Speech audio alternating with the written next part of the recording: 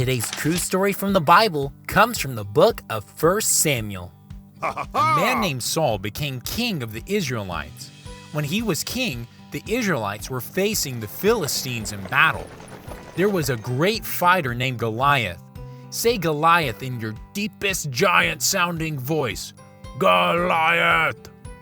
Goliath was huge. Goliath was over 9 feet tall and wore a helmet and armor that protected his whole body.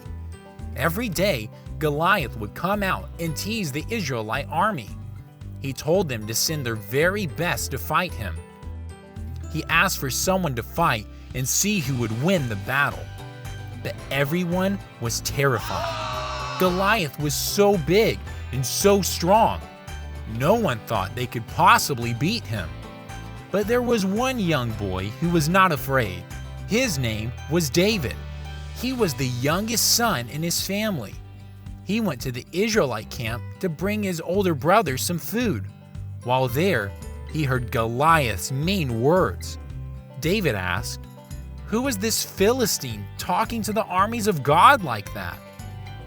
King Saul sent for David. David told King Saul he would fight Goliath. David knew God was with him, but Saul thought he was too young. He was nowhere near as big or as strong as Goliath was. How could David defeat Goliath? David told King Saul how he was a shepherd and looked after his father's sheep. Everyone point to the sheep and make a sheep sound. He had to kill lions and bears to protect the sheep, and God was with him in those times.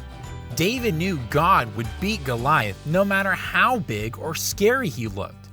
David knew God was mightier than Goliath. David picked 5 stones and had his sling in hand. Let's count them together. 1, 2, 3, 4, 5. With just these rocks and a sling, he approached Goliath, ready for battle. Goliath saw David and laughed. David said, "You come at me with sword and spear, but I come at you in the name of the Lord our God. The battle is the Lord's."